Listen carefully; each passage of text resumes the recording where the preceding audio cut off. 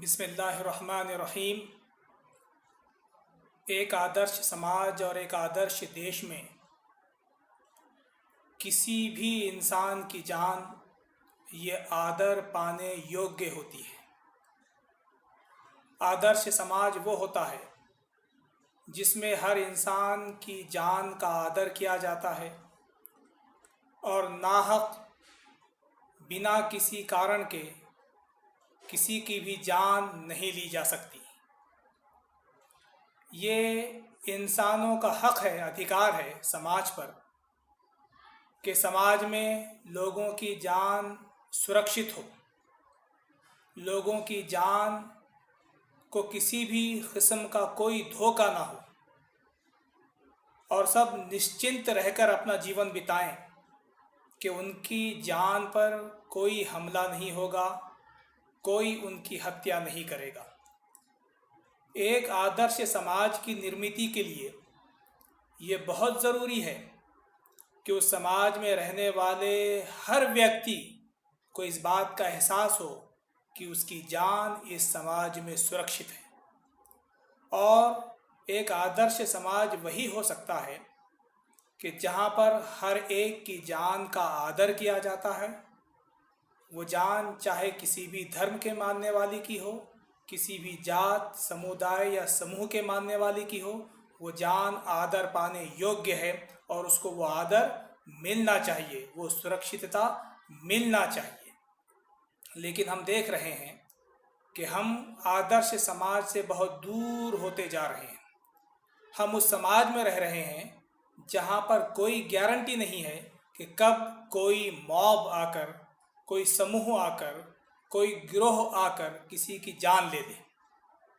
देखते देखते हम देख रहे हैं कि मॉब लिंचिंग ये बढ़ते बढ़ते अपनी इंतहा को पहुंच रही है। अगर हमने इसको रोका नहीं, अगर हमने समझा नहीं, हमने अगर एक दूसरे की जान की परवाह नहीं की, अगर हमने एक दूसरे की जान का वैसा आदर नहीं किया जैसा करना चाहिए, तो ये समाज एक दिन इंसानों के खून से भर जाएगा।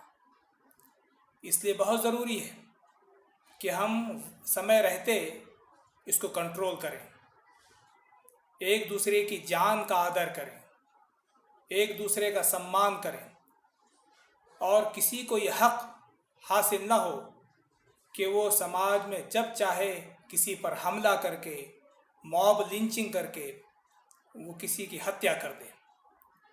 तो आदर्श समाज की निर्मिति के लिए ये बहुत ज़रूरी है कि सारे देशवासी इस बात का प्रयत्न करें और कोशिश करें कि हमारे समाज में, हमारे मोहल्ले में, हमारे शहर में सभी इंसानों की जान सुरक्षित रहेगी, उसको कोई धोखा निर्माण नहीं होगा। और अगर कोई किसी की जान पर या किसी पर हमला करता है तो सारे शहरवासी, मोहल्लावासी, सारे देशवासी मिलकर एक जान को बचाने की कोशिश करेंगे। क्योंकि प्रेषित मोहम्मद सल्लल्लाहु अलैहि वसल्लम ने ये फरमाया है कि जिसने किसी जान को बिना किसी कारण के मार दिया, वो ऐसा है गोया कि उसने सारी मानवता की हत्या कर दी। और अगर किसी ने एक को बचा लिया तो इसका अर्थ ये है, वो ऐसा है कि जैसे उसने सारी मानवता, सारी इंसानियत को बचा लिया।